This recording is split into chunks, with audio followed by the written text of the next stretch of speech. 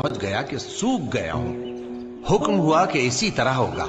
तुम्हारे परवरदिगार ने फरमाया है कि मुझे ये आसान है, और मैं पहले तुमको भी तो पैदा कर चुका हूं और तुम कुछ चीज न थे। कहा कि परवरदिगार मेरे लिए कोई निशानी मुकर्रर फरमा। फरमाया निशानी ये है कि तुम सही और सालिम होते हुए 3 रात दिन लोगों से बात न कर सकोगे। फिर वो इबादत के हुजरे से निकलकर अपनी कौम के पास आए तो उनसे इशारे से कहा कि सुबह शाम तस्बीह करते रहो।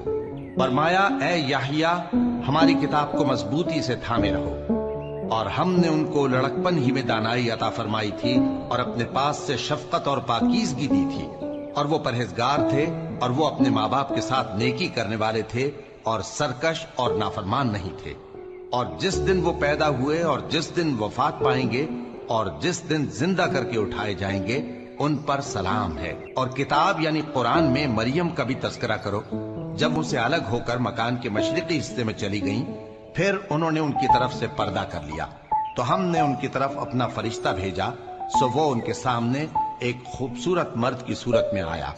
मरियम बोली कि अगर तुम परहेजगार हो तो मैं तुमसे बचने के लिए रहमान की पनाह लेती हूँ। फरिश्ते ने कहा कि मैं तो तुम्हारे परवरदिगार का भेजा हुआ यानी फरिश्ता हूँ, और इसलिए आया हूँ कि तुम्हें पाकीज़ा लड़का बख्शूं। मरियम ने कहा कि मेरे यहाँ लड़का क्यों कर होगा, जबकि मुझे किसी मर्द ने